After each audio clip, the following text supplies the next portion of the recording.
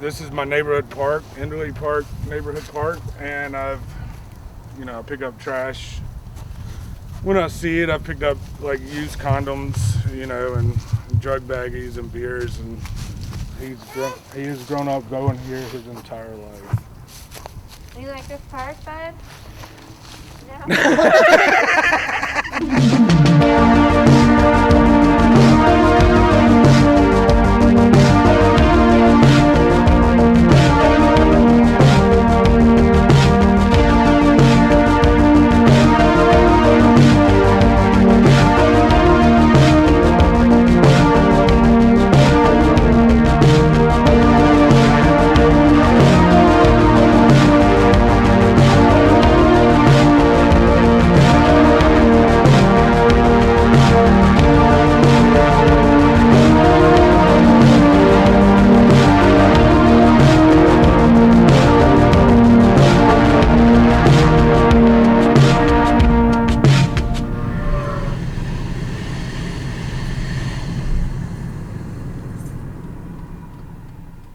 Yeah, so the area where we're at right now is considered Beechwood Acres. If you're old school, it's Beechwood Acres 3.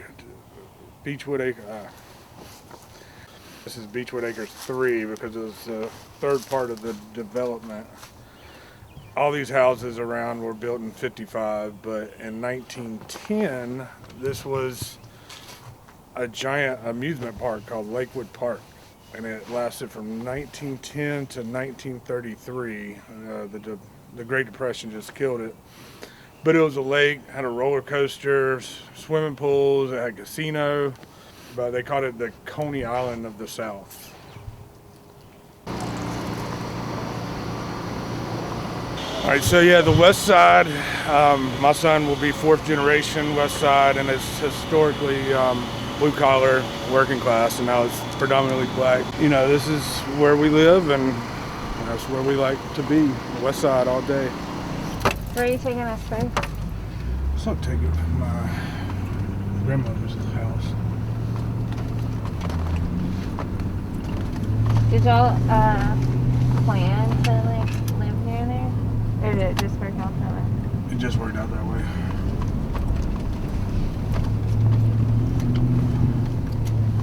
I love this neighborhood, man. There's broken down cars in every driveway. Alright, so this is where my mother grew up. My grandmother and grandfather bought this house in '48 for $8,500. When she passed, they sold it for $28,000. It's on the market right now for $179,000. Milestone, when they banned smoking, they just kept on doing it, and they probably did it for a year longer until they literally came in and stopped them, and then you could literally smell all the 50 years of dry beer or blood or whatever was going on in there.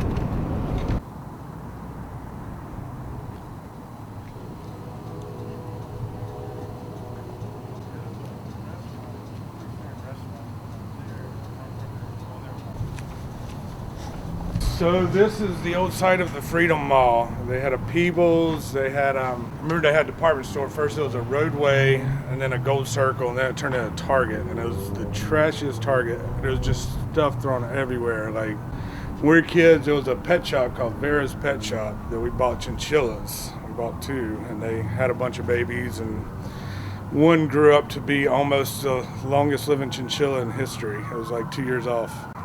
It made it to 21. I think the oldest chinchilla is 23 ever recorded. They usually live like 7 years. So she outlived all of her children and her mate. But it traveled across the country with my sister to New Mexico. It lived in Pittsburgh. It was a well-traveled chinchilla.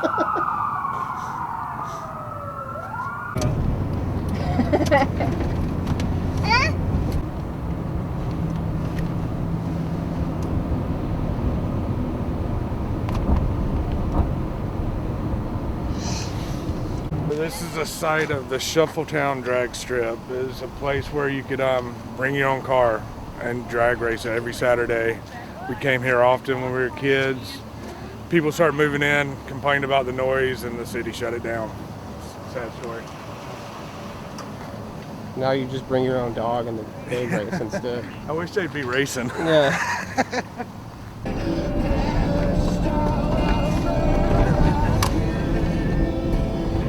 Oh my gosh.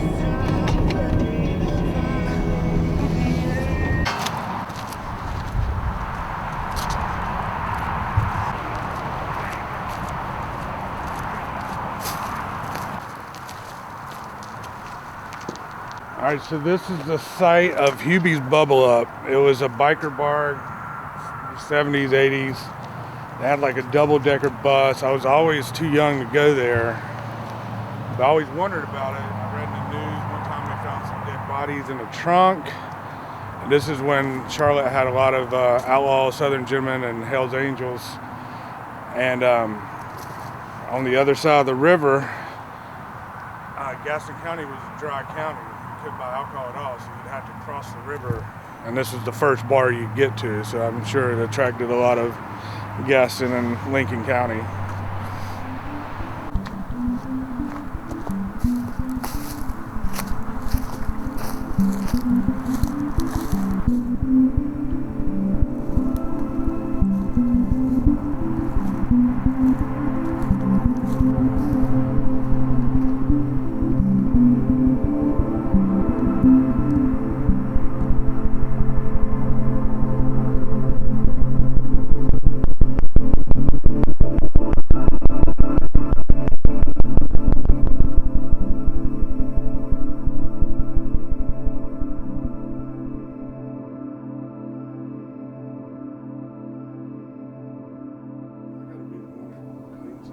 Like I'm literally like a stay-at-home husband.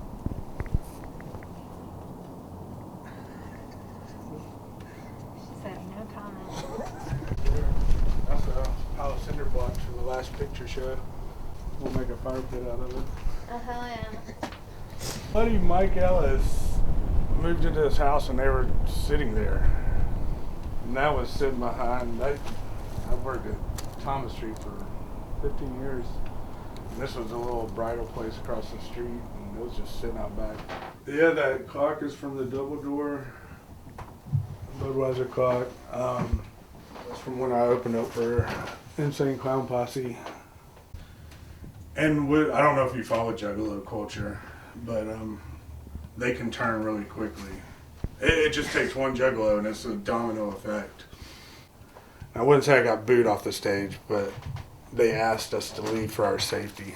That's what I put in my front yard when my son was born. Like, you know, like the It's a Boy. Little, and this is gonna have a body and two hands. It'll be like kind of 3D. Very nice. High five. That was good. Deconstructed it. Look at that.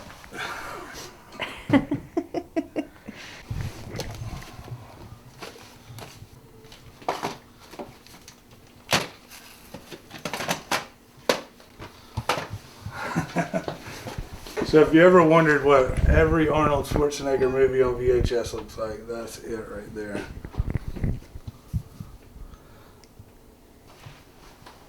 That's the museum was closed, unfortunately, but they had a lot of statues, and this guy came up with a book. He probably had every painting the guy ever did. And the frames are repurposed from the Olive Garden on Independence. Stop.